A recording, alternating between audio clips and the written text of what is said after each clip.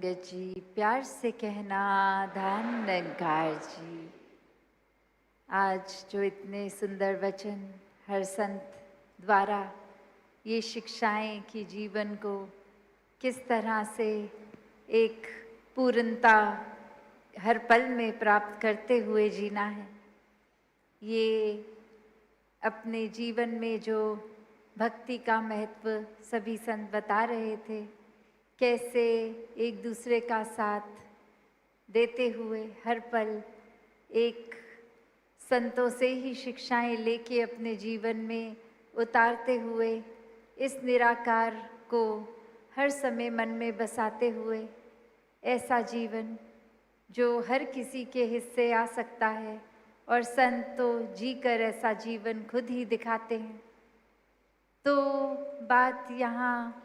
कि जब जीवन इतना सहज हर कोई जी सकता है, तो फिर भी मन में ये ठहराव क्यों नहीं आता, ये उथल पुथल सांसारिक मन की अवस्था को क्यों फिर भी खराब कर देती हैं। कभी कोई चिंता, कभी कोई ऐसी घटना जिस पे खुद हमारा कोई कंट्रोल अगर नहीं है तो भी वो बेचैनी देती है, या फिर कोई घटना जहाँ हमने कुछ कर दिया और बाद में पछतावे से उस घटना को सोच रहे हैं कि अगर ऐसा ना करते और कुछ और करते तो कितना ठीक रहता, उसकी बेचैनी। तो बात वही कि ये जो पीछे समय बीत गया वो भी माया है, जो आने वाला समय है वो भी माया है। इस पल में अगर निराकार है तो इस पल में सहज अवस्था है, इस पल में ठहराव है, वरना तो पल पल में बदलता हर कुछ आसपास, और इसी पे अगर हम मन को आधारित रखेंगे तो मन फिर टिक नहीं पाएगा, ये अस्थिर ही रह जाता है। तो भाव यही कि अक्सर ये खुद जहाँ कर्ता भाव भी आ जाता है तो भी मन अस्थिर ही होता है, क्योंकि मैंने ऐसा करना था, ऐसा नहीं किया, मैंने ये आगे फ्यूचर में इस तरह से करना है पर परिस्थिति अभी साथ नहीं दे रही, तो बेचैनी। तो बात वही कि जहाँ ये मैंने वाला भाव, ये मैं का भाव है, तो एक मन ऐसा ही रहेगा। पर यहीं इसी मन में जब मैं की बजाय ये साक्षात निराकार ये तू है, तो फिर तूने करना है सब अच्छा है, तू कर रहा सब अच्छा, जो किया सब अच्छा। तो ऐसे भाव फिर ये कर्ता भाव, ये अहंकार, ये अहम, ये मैं ना हो तो ही ये तू बसता है। तो एक मन का ठहराव सिर्फ इसी से है, इस तू से है, इस परमात्मा निराकार से है। इसी ठहराव के साथ जीवन को जीना है। एक पल पल के जो रस जीवन के बदल रहे हैं, उस रस में, उस समय में उस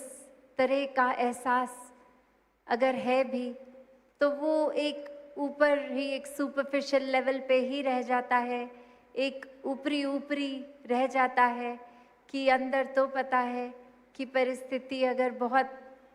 खराब भी हो गई तो भी ये परमात्मा द्वारा ही, तो इसमें ठहराव भी परमात्मा ने ही, शक्ति परमात्मा ने ही देनी है। तो फिर मन एक बार अगर कुछ घटना है भी तो उससे उस तरह प्रभावित नहीं होता कि बहुत अंदर तक उस घटना ने असर इस तरह कर दिया कि अब एक तनाव भी आ रहा है, एक अंधकार में खुद को एक डूबते हुए एहसास कर रहे हैं। क्योंकि फिर पता है ये परमात्मा अगर ऐसे स्थिति लाया है तो फिर ये उभरना भी इसी द्वारा ही है, इसी के एक सहारा लेते हुए। तो बात वही, जैसे अक्सर एक उदाहरण सत्संग में भी हम इतना सुनते हैं कि कैसे एक अगर तराश रहे हैं मिट्टी को कोई कुम्हार, तो एक हाथ अगर बाहर एक थपका भी दे रहा है, चोट भी दे रहा है, तो दूसरा हाथ अंदर से उसको संभाल रहा है। तो वही एक बात आती है कि अगर हम वो बात ही हटा दें, सिर्फ यही देखें कि एक ही हाथ ऊपर से थपक रहा है, तो फिर हमें हर चीज़ में बुराई ही दिखेगी, हर परिस्थिति खराब ही लगेगी। जहाँ नहीं भी लगती वहाँ हम अपनी मन, अपनी सोच, ये ओवर थिंकिंग से ही कुछ ऐसा सोच बैठते हैं जो वाकई ही जब वो घटना होने का समय आता है तो उस तरह होती भी नहीं है, पर हम कितनी एक्सटेंट पहले ही अपने आप को बेचैन कर बैठते हैं। रातों की नींद हमारी एक पैटर्न खराब हो जाता है उसी सोच में, एक शरीर रूप में भी ध्यान नहीं, एक खाने पीने का सुध बुध नहीं, बस यही सोचते हैं वो समय आएगा तो क्या होगा। और असल में जब आता है तो जितना बुरा मन ये कल्पना कर चुका होता है, सोचता है, उससे तो काफ़ी आसानी से वो पल निकलता है और फिर ये सोच आती है कि अरे हम तो इतना फजूल में ही सोच रहे थे, इतनी तो स्थिति बुरी हुई नहीं जितनी पहले हमने मन में उसको खराब बना लिया और अपने रिएक्शन सोचने लगे, कुछ बनाकर मन में पहले से ही वार्तालाप, एक कॉन्वर्सेशन करने लगे कि जब वो व्यक्ति ये कहेंगे हम ये कहेंगे, फिर हम ऐसे दिमाग इधर उधर। पर बात वही कि सहजता को अपनाना है। फिर कोई भी बात उस तरह एक प्री प्लान, एक शातिर जिसको कहते हैं, एक चालाकी से नहीं करनी पड़ती। जब सब कुछ भाव में बहता चला जाता है वही सहज होता है। तो हर पल ये परमात्मा का एहसास है तो फिर एक मन में भी मजबूती आती है। ये परिस्थितियों को किस तरह हर पल जीना है, ऐसे भी भाव आते हैं। ऐसा एक नुस्खा ये दातार द्वारा हर पल में आता है। तो अपने जीवन को हर कोई एक मजबूती से जिए, हर पल में ठहराव से जिए, ये स्थिरता, ये सहजता मन में बसती रहे और ये एक ही चीज़ पर आधारित इस परमात्मा पे, वरना तो आधार जब जब परमात्मा के अलावा, चाहे वो किसी और मनुष्य का लिए या कोई सामान का, वो तो हर समय एक रस वाली बात नहीं। सिर्फ परमात्मा के सहारे से वो मजबूती भी मिलती है मन को।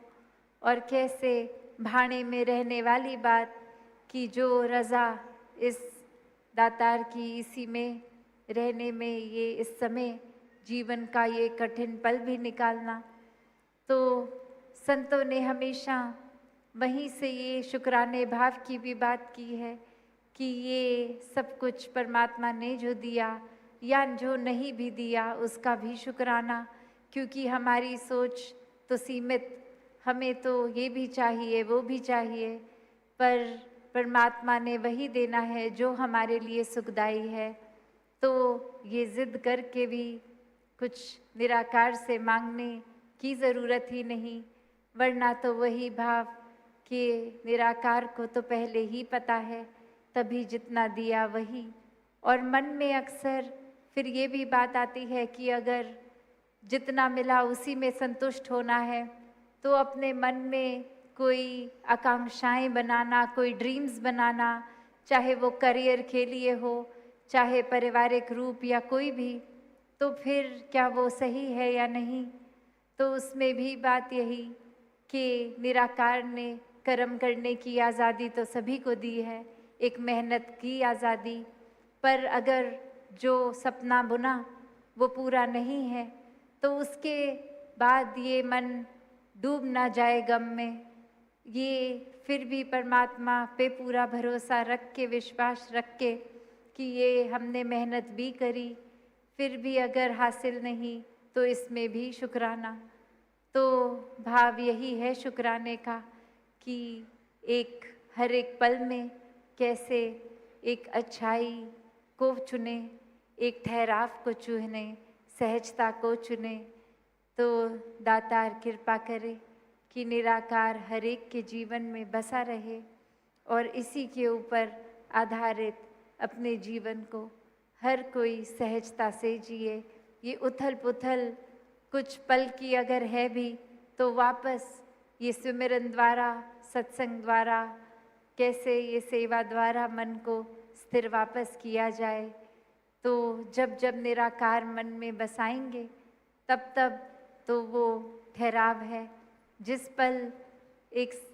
निराकार की सोच खत्म और चीज़ों की ज़्यादा, वहीं पर फिर ये ठहराव भी नहीं रहता। तो हर कोई ये चुनाव निराकार का करे, ये परमात्मा मन में बसाने की ओर ही लगन लगी रहे, ये सोच भी फिर सही दिशा में ही रहे।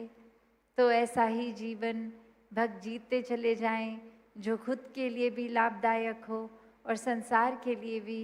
एक तरह से वरदान हो। तो दातार हर एक पे कृपा करे, सेवा सुमिरन सत्संग हर पल हर एक का चलता रहे और सांसारिक जिम्मेवारियां भी पूरी तरह से पूर्ण करते हुए अपने स्वास्थ्य का भी एक ध्यान रखते हुए, स्वास्थ्य के लिए भी, क्योंकि ये भी परमात्मा द्वारा जो ये हम पहले प्रण में तन मन धन को समर्पित करने की बात करते हैं कि ये दातार की दी एक फिर वो गिफ्ट रूप ही है, तो उसका भी हमें ख्याल करना है। ये जहाँ तन को स्वस्थ रखना है, आसपास संसारिक भी फिर एक जिम्मेवारी कि जहाँ तन को मन को स्वस्थ रख रहे हैं तो आसपास के वातावरण को भी, चीज़ों को फजूल ज़ाया नहीं, ऐसे अनेकों चीज़ें जो प्रकृति के लिए अच्छी हैं वो करते रहने की बात। मन को भी फिर एक पॉजिटिवली चैनलाइज करने की बात। तो ये हर तरह से एक बात भी कि ये स्वस्थ हर तरह से रहें, तन से भी, मन से भी और सोच से भी, और आसपास भी एक हर तरह से पॉजिटिविटी हर तरह की फैलाई जाए, चाहे वो कर्मों द्वारा, सोच द्वारा हो। तो दातार हर एक पे कृपा करे, दातार यही हर एक पे आशीर्वाद भी कि कैसे हर कोई अपने आप को निराकार पे ही चैनलाइज्ड रखे, वरना तो ये संसारिक रंग तो बहुत हैं, बस ये संसार में रहना ज़रूर है, पर रंग फिर भी इस पक्के का ही रखना है। ये गुजरान मात्र चीज़ें मुबारक हैं, पर ये गुज़रते हुए शुक्राना भी दातार का, एहसास भी दातार का। सत्संगत जी, धन निरंकार जी।